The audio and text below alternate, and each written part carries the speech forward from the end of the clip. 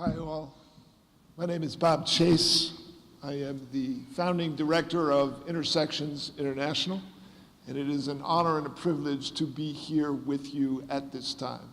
So thank you, and thank you, Jennifer, especially, for taking the leadership in putting this event together so that our voices may in fact be heard amidst the plethora of voices that express hatred, fear, bigotry, and exclusion.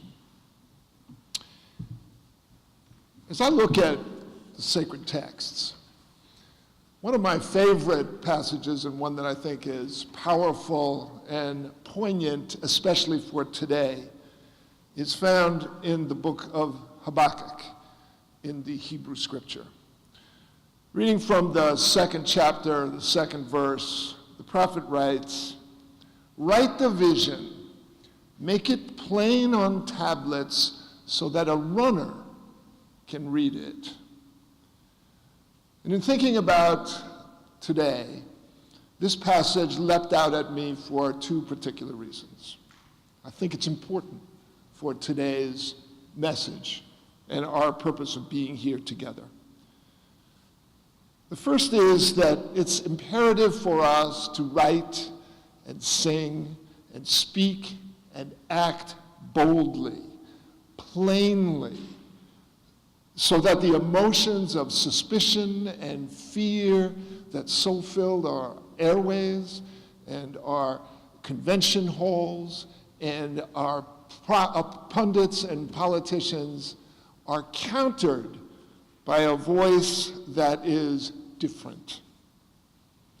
These emotions of suspicion and fear that so dominate our discourse are destructive, counterproductive, and it's incumbent upon us to replace these terms with language that affirms and embraces the magnificent mosaic that God has given us and that is so incredibly expressed here in our country.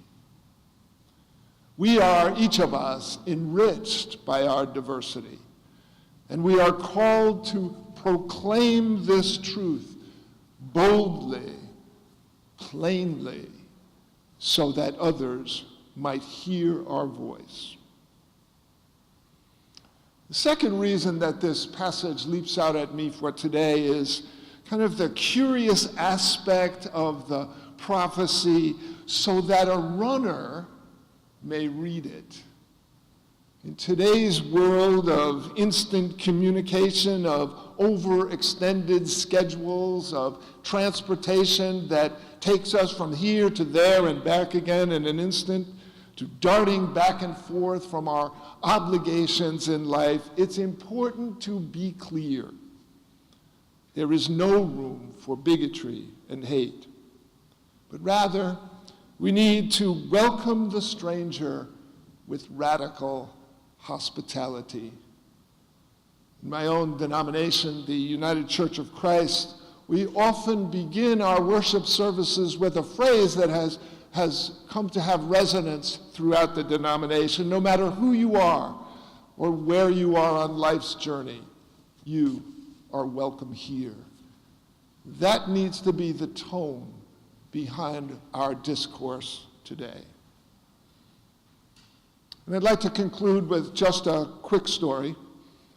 As some of you know, Intersections is engaged in work overseas, especially in Central Asia, in Kazakhstan and Pakistan, and our U.S.-Pakistan Interreligious Consortium just returned recently from our 5th trip to Pakistan.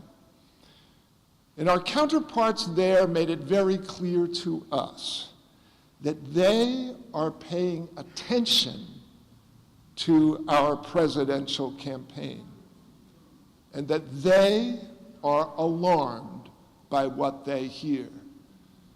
And sometimes the media over there does not differentiate between one voice and the next, but rather we are all painted with the brush of what are the loudest voices and the most strident terms. And so I remind us all that yes, why we're here today is incredibly important for our country. It is also incredibly important for the whole world. And so our voice must be clear and strong in affirmation of the fact that all people are welcome, and that the American mosaic, made up by people who are so diverse, is a rich, colorful, and extremely wonderful expression of God's goodness in the created world. Thank you.